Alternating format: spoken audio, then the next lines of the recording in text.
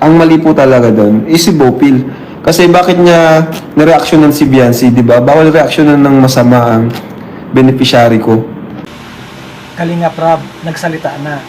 Ayon kay Kalinga Prab, nagbigay siya ng opinion at patungkol sa TikTok video ni Biancy at hindi niya kinampihan si Bopil.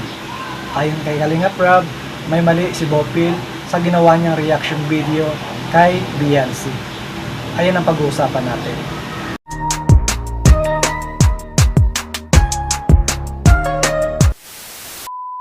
Hello guys, welcome back to my YouTube channel. Panibagong araw at panibagong reaction commentary video na naman ang ating gagawin. Pero bago tayo magsimula, gusto ko muna kayong batiin ng good morning, good afternoon, good evening kung nasa man kayo mga lokasyon ngayon. Sana sa mabuti kayong kalagayan. At mega love shoutout kay Kuya Bal, Ate Edna, Kalinga Prab. Mega love shoutout sa mga Kalingap Angels.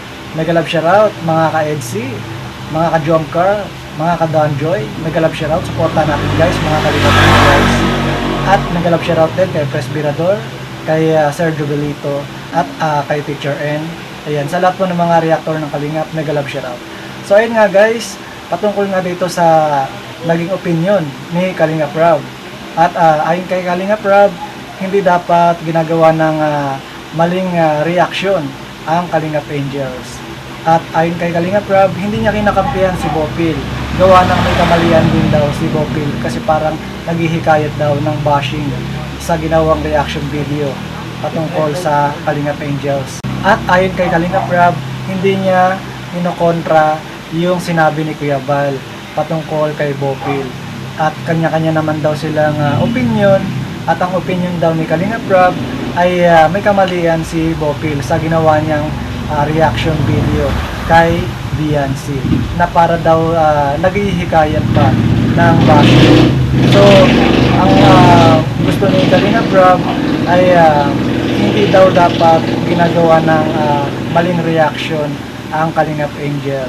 So, si Kalinga Prab ay inulit niya rin yung sinabi niya yung nakaraang live niya na patungkol sa bawas-bawasan ang pag-TikTok ng mga Kalingap Angels kasi nga hindi niya daw mababantayan or hindi daw mababantayan yung mga TikTok video ng mga Kalingap Angels kapag shinare daw ng mga basher.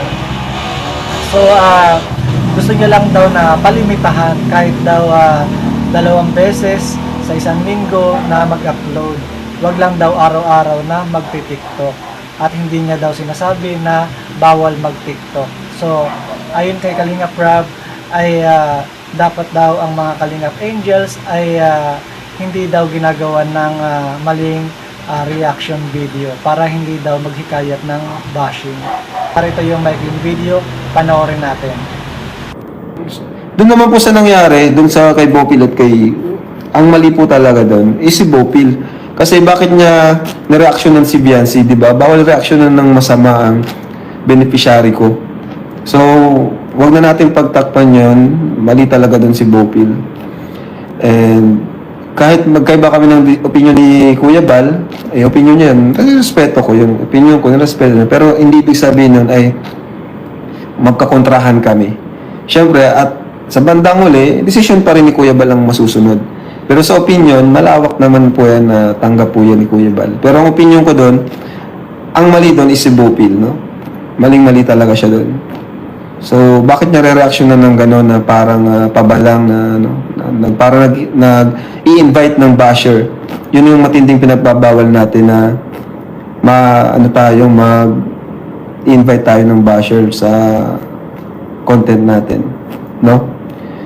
Yan. Ang sabi ko is, bawas-bawasan ng pag-TikTok. Nagkataon lang na na-reaction ni Bopil is yung lumang upload na, no?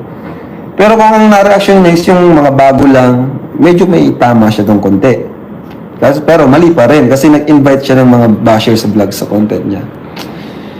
So, yun nga, ang pag-uusap ko lang naman sa mga angels natin, hindi ko naman pinagbawalan mag-TikTok. Ang sabi ko lang, bawas-bawasan yung pag-TikTok. Okay lang sa isang linggo, makadalawa. Hindi yung araw-araw may upload sa TikTok. Kasi, inaano natin sila kumbaga iniingatan din kasi ang nangyayari pag nag-TikTok sila ng something na di nagustuhan ng mga viewers ang bashers nakaabang lang. Yung iba, may mga sinishare, mga fake page, sinishare yung TikTok na di na natin hawak. Yun ang ngayon. Okay lang sana kung walang mga fake page na nag-share eh. Okay lang sana. Kaso madaming fake page na nag-share, then ang ginagawa nila, talaga naghahanap lang sila ng butas. Naghahanap lang sila ng butas. So, kaya pinagbabawalan ko sila magpara TikTok. Kasi, pag shinare yan ng bashers, ng page ng mga basher, wala tayong magagawa dyan. No? O kaya, mga fake page, ikakalat, hanggang sa ang dami na pinagpipestahan na yung TikTok ng ating beneficiary, wala tayo, di natin control yun. Kaya, sinasabihan ko sila na, bawasan yung pag-TikTok. Yun lang naman, hindi ko naman pinagbabawalan talaga. So ayun nga guys, narinig at napanood natin yung opinion ni Kalingap Rob. So opinion ni Kalingap Rob yan guys, at sabi nga niya dyan ay hindi niya kinokontra yung sinabi ni Kuya Val. Kanya-kanya naman talagang opinion sila. So maganda yung sinabi ni Kalingap Rob, tama po yung naging opinion ni Kalingap Rob sa patungkol sa ginawang reaction video kay Beyonce. Kasi nga, naghihikayat din ng bashing yung mga ganyang reaction video. Pero sana, yung ginawa ni Bopil na pag-reaction kay Beyonce, sana ang ginawa na lang niya yung pagpapayo patungkol sa Kalingap Angels, hindi pinatungkulan or pinangalanan si Beyonce. Halimbawa, ito ay para sa Kalingap Angels na iwasan mag-TikTok, 'di ba? Dapat mga ganon. Kaso lang ang ginawa niya ay patungkol kay Beyonce at nakapokus siya kay Beyonce sa ginawang TikTok video ni Beyonce. Pero maganda sana kung magpapayo lang naman siya patungkol na sa lahat ng Kalingap Angels at hindi niya papangalanan para yung Kalingap Angels or beneficiary ni Kalingap Rob ay naiingatan at hindi nababash. So para sa akin, ganun lang. At guys, supportahan natin si Kalingap Rob para mas marami pa siyang matulungan. Supportahan natin si Kuya Val at supportahan natin ang mga Kalingap Angels. At sila po yung mga nagbibigay sa atin ng mga kilig at saya. So patungkol naman sa mga bashing or basher ay ganyan talaga kapag sumisikat na ang isang tao, talagang nagkakaroon ng mga basher. At lalo na sa sitwasyon ni Beyonce ay sobrang sikat na, million views at maraming mga nagmamahal na supporters, maraming mga sponsor. So talagang kakainggitan si Beyonce.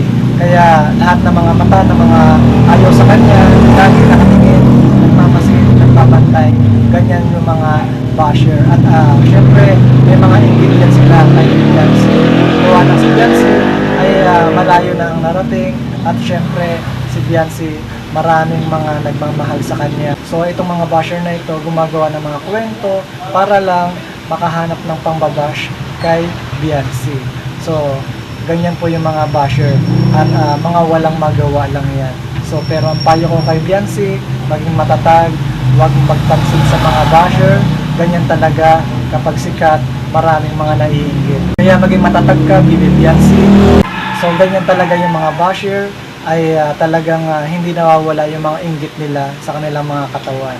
So sa tulad ni Beyonce na sobrang sikat, talagang hindi mawawala yung mga bashing. So ayun guys, ang aking reaction video for today at maraming salamat sa mga nanood at maraming salamat sa mga nag-subscribe.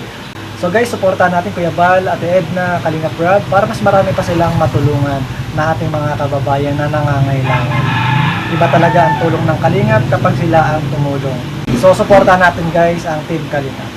So ayun guys, see you again in my next video. Thank you for watching.